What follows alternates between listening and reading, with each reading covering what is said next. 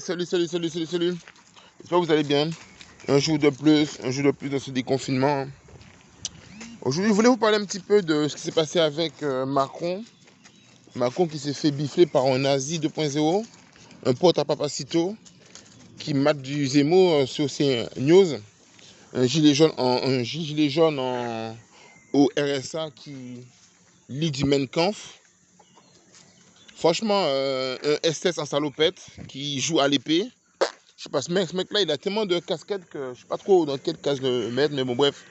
Aujourd'hui, je voulais un peu vous parler un petit peu de cet événement pour vous expliquer un petit peu pourquoi il y a des gens qui ont une haine envers le gouvernement, mais tous les gouvernements en général, et pas qu'en France, mais dans plusieurs pays dans le monde. Il faut mettre le contexte en place. Il y a vraiment quelque chose qui est véridique, c'est qu'on a l'impression que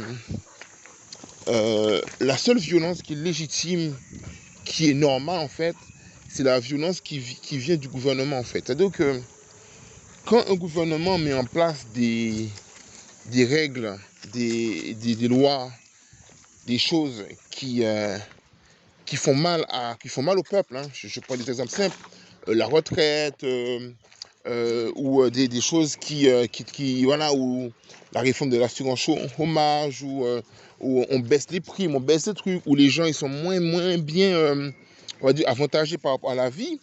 C'est une violence inouïe en fait.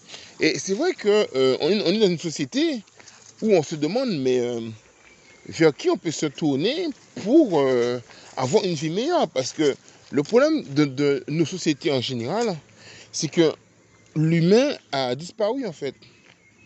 C'est-à-dire que quand on prend une décision pour faire des économies. On fait des économies aux dépens du bien-être des gens, aux dépens, voilà, de savoir est-ce que les gens ils vont être bien ou pas. Les salaires sont au plus bas.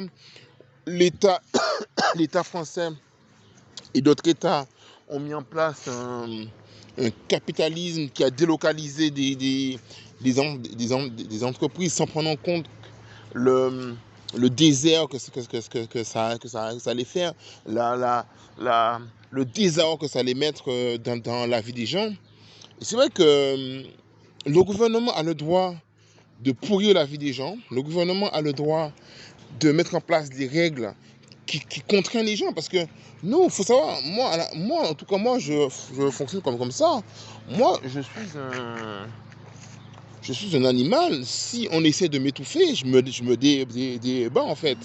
Et c'est vrai que quand tu vois ce que Macron, Sarko, Hollande, ils ont mis en place, qu'est-ce qu'ils ont mis en place? Ils ont mis en place que des règles qui ont comme but de baisser le budget, mais toujours par rapport à l'argent. Jamais par rapport à l'homme, jamais par rapport à favoriser l'homme, aider l'homme à aller mieux. Non, non. Et c'est vrai que des gens, ils se disent, mais en fait, on est coincé. En plus, on nous dit, en fait, que lorsqu'on connaît, on te dit, ouais, il faut payer la dette de la France. Moi, j'ai une question à poser, mais quelle dette? Moi, j'ai aucune dette à payer, moi. Moi, je suis né en France. La dette de quoi? Je veux dire, à un moment donné, je veux bien participer à l'effort national, mais je ne peux pas venir avec une dette, sachant que les décisions qui sont prises ne me sont pas... on ne m'a pas demandé mon avis lorsqu'on prenait une décision. Pourquoi je nais avec une dette? Donc cette dette qu'on a à payer, les gouvernements, ils s'en servent pour asservir les gens. Mais il y a deux types de personnes. Il y a des gens qui sont libres dans leur tête, et des gens qui sont en prison, en liberté. Il y a beaucoup de gens qui acceptent de payer des impôts, de vivre cette vie de merde, en se demandant, en ne réfléchissant pas, en se disant, mais qui m'a mis sur cette terre? Est-ce que c'est Macron? Est-ce que c'est le gouvernement? Est-ce que c'est l'État français? Qui m'a mis sur son terre? On peut faire un débat métaphysique, mais qui m'a mis sur son terre? Est-ce que j'ai des comptes à rendre à quelqu'un? Je ne sais pas. Moi, je pense, ça c'est que mon avis. Moi, je pense que personne n'a de compte à rendre à personne. On vit en société et on se respecte parce que, à la différence d'un animal, le respect, c'est ce qui permet de vivre en société. C'est pour ça que moi, je suis contre le racisme et tout ça, parce que moi, tu peux être raciste, mais si en société, tu n'arrives pas t'arrives pas à te contrôler et tu distilles une haine envers les gens parce que tu les aimes pas, pour moi, tu es un animal. Donc, ce mec qui a biflé Macron, bon, moi, ça me choque pas plus que ça. Je vois pas pourquoi il a fait ça. Ça n'a aucun sens ce qu'il a fait. Mais les gens qui sont désespérés, à un moment donné, il faut se prendre en main, quoi. À un moment donné, il faut se dire qu'à un moment donné, c'est pas Macron qui va régler vos problèmes. Macron, il est de l'autre côté de la barrière. C'est un ennemi. C'est un ennemi dans le sens où il n'a pas les mêmes priorités que nous. Lui, ce qu'il voit, c'est les chiffres, c'est les data, c'est les big data. Alors que nous, ce qu'on voit, c'est qu'est-ce qu'on va faire de notre vie pour être mieux. Donc, quand tu vas voir ton ennemi, en fait, tu vas voir ton ennemi pour lui dire de t'aider à vivre mieux, mais ça n'a pas de sens. Il faut que ton ennemi, que tu l'oublies et que tu mettes en place des choses pour avoir une vie meilleure. Mais c'est pas la faute de Macron si tu as une vie de merde. C'est pas la faute de Macron si tu es au RSA. C'est pas la faute de Macron si tu as raté ta vie, quoi. Donc la bif que tu as fait à Macron, je comprends pas pourquoi tu as fait ça. T'es débile ou quoi? En plus, au lieu de lire du Mein Kampf, je pense que tu devrais déjà lire des livres philosophiques qui te montrent que la richesse du monde vient aussi par rapport à la diversité. On le voit dans le monde animal, dans le monde végétal. La diversité, ça existe. C'est pas un truc mal. C'est pas parce qu'il y a quelques imbéciles qui crament des voitures dans des cités qu'il faut te dire que tous les Noirs et les Arabes, il faut les expulser de France. Ça, c'est des débiles mentaux qui font ça. Donc, lire du Mein Kampf, c'est ok, mais je pense qu'au lieu de dire ça, tu aurais dû aller chercher une formation, aller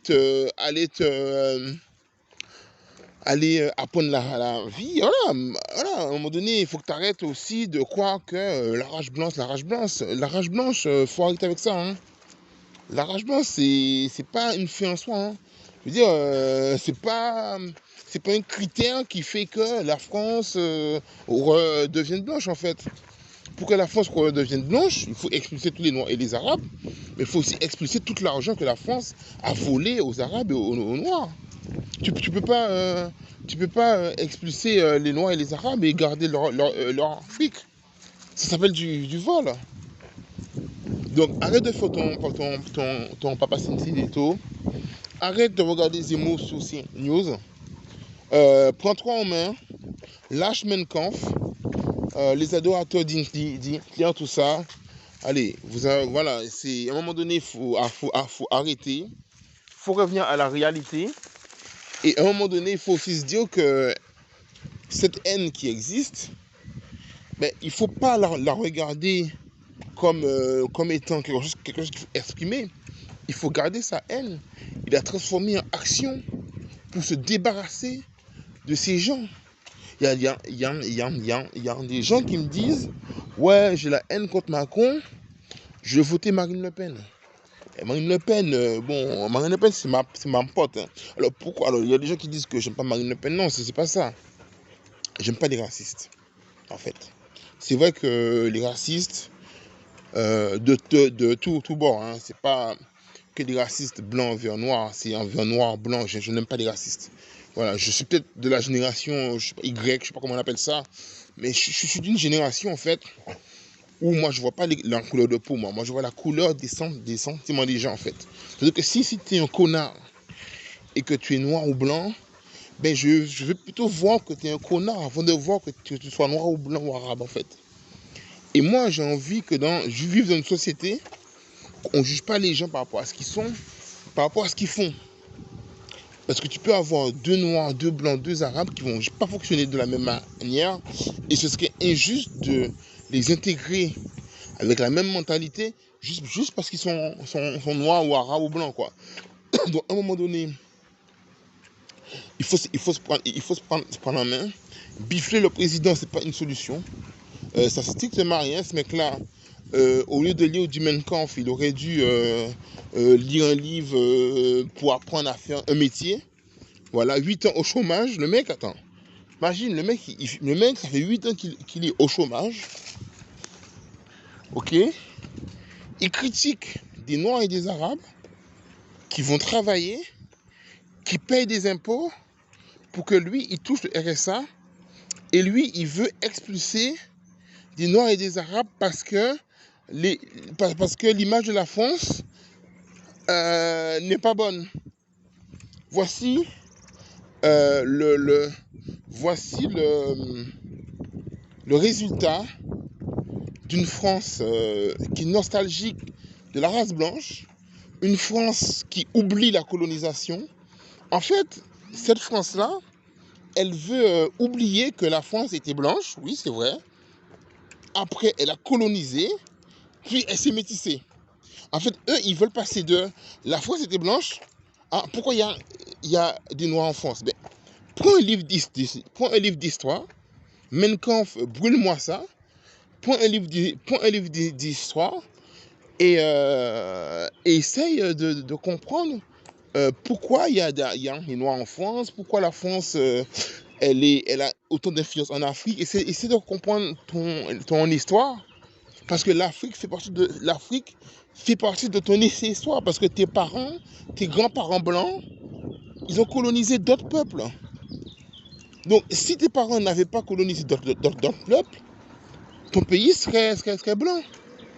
Donc, à un moment donné, soit tu te prends en main, je pense avec les 4 mois fermes que tu as appris, tu vas réfléchir un peu, mais à un moment donné, arrête d'écouter Zemmour, arrête d'écouter Marine Le Pen, tout ça.